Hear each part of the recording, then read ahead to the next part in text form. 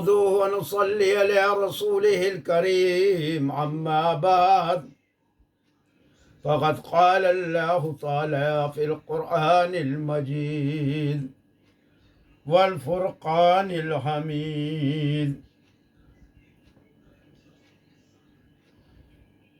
أعوذ بالله من الشيطان الرجيم بسم الله الرحمن الرحيم میرے محترم سامعین، بھائیوں بہنوں، میں قرآن کی ایک آیت پڑھ کر آپ کو سناتا ہوں۔ مثل الذین ينفقون اموالهم فی سبیل اللہ کمثل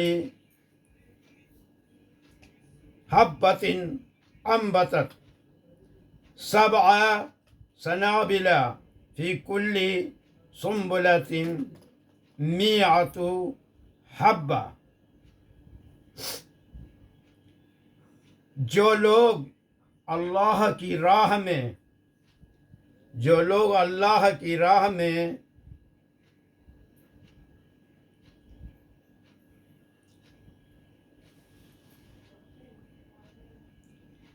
اپنے مالوں کو خرچ کرتے ہیں، جو لوگ اللہ کی راہ میں اپنے مالوں کو خرچ کرتے ہیں، ان کے خرچ کیے ہوئے مالوں کی حالت ایسی ہے جیسے ایک دانے کی حالت، عند اللہ، جس سے فرض کرو 7 بالیں جمی اور ہر بال کے اندر 100 دانے ہوں۔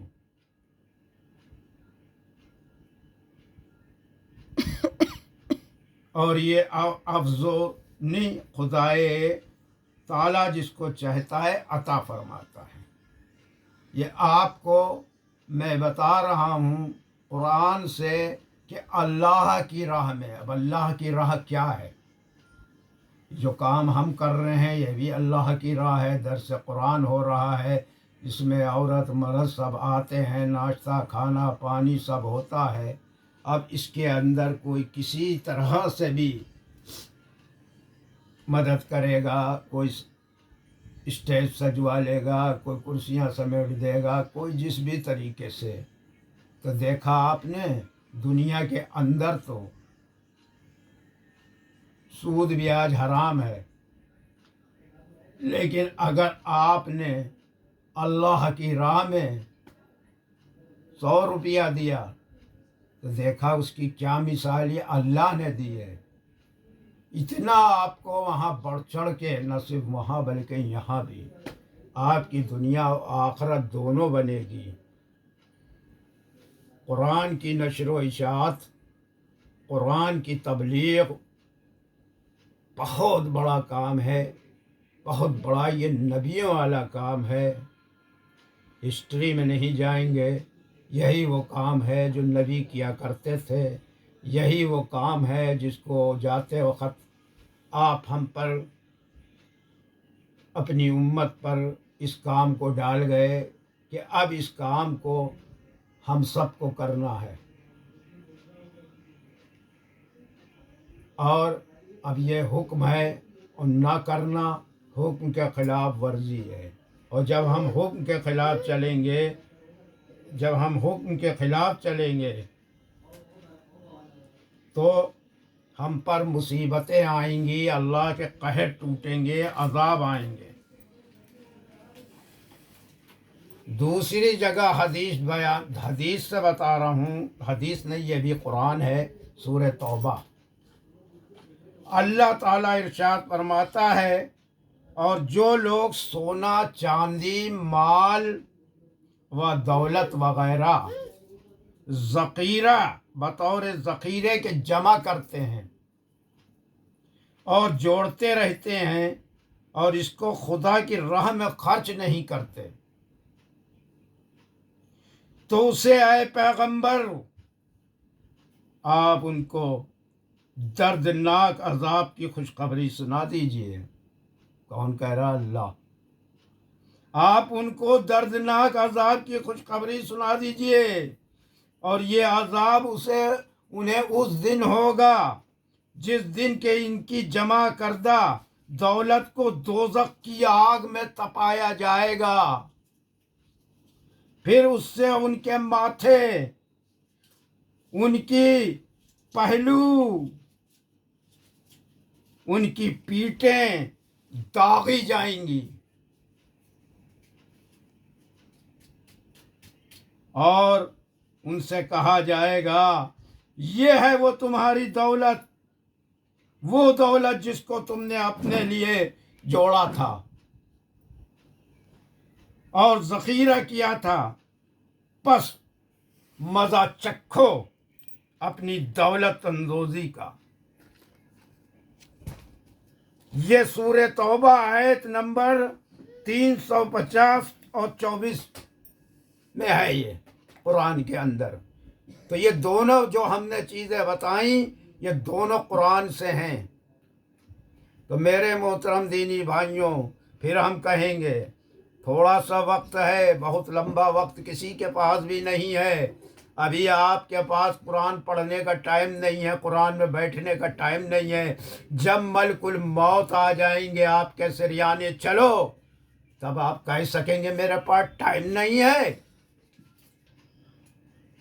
تو میرے بھائیوں ابھی وقت ہے، بیدار ہو جاؤ۔ یہ اللہ کے حکم ہیں، کسی بندے کے حکم نہیں ہیں۔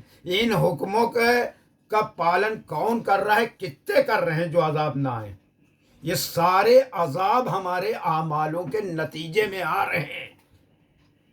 یہ بھوکم آیا ہے ابھی، بتایا نہ کہ اولیاء اللہ بزرگوں اور ان کے شان میں گستاخیاں کی جا رہی ہیں، ان کو گالیاں دی جا رہی ہیں۔ ابھی یہاں تک کہ پاؤں تلے سے زمین نکل گئی کہ میڈیا کا، سوشل میڈیا کے اوپر ندوے کو منافق کہا گیا، دیوبند کو منافق کہا گیا۔ بس انتظار کرو اب آگے اپنے انجام کا۔ وآخر دعوانا ان الحمد للہ رب العالمین۔ بسم اللہ الرحمن الرحیم۔ قل اللہ المشرق والمغرب یہدی من یشاء الی صراط مستقیم۔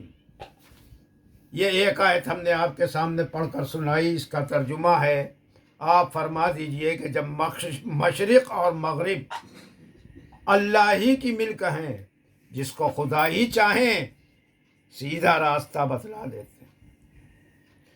یہودیوں کے اعتراض کا جواب قل للہ المشرق والمغرب یہدی من یشاء الی صراط مستقیم، یعنی اے نبی محمد صلی اللہ علیہ وسلم، جب یہ معطر ذلیل تعویل قبلے پر اعتراض کریں تو آپ جواب میں کہہ دیجئے کہ سب سمتیں، خواہ مشرق ہو یا مغرب، سب اللہ ہی کی ملک ہے، ہر سمت اسی کی ہے، وہ ہر طرف ہے، اور اللہ تعالیٰ کو مالکانہ اختیار ہے، وہ جس سمت کو چاہیں قبلہ مقرر فرما دیں اور جس سمت کو چاہیں منسوخ کر دیں۔ یعنی کسی خاص سمت و جہت میں کوئی تقدس نہیں رکھا، اللہ تعالیٰ کے لیے برابر ہیں، وہ جدھر اور جس چیز کو چاہے نماز کے لیے رخ مقرر کر لے دیں، اور اللہ تعالیٰ کا چاہنا ہمیشہ قانون حکمت کے مطابق ہی ہوتا ہے۔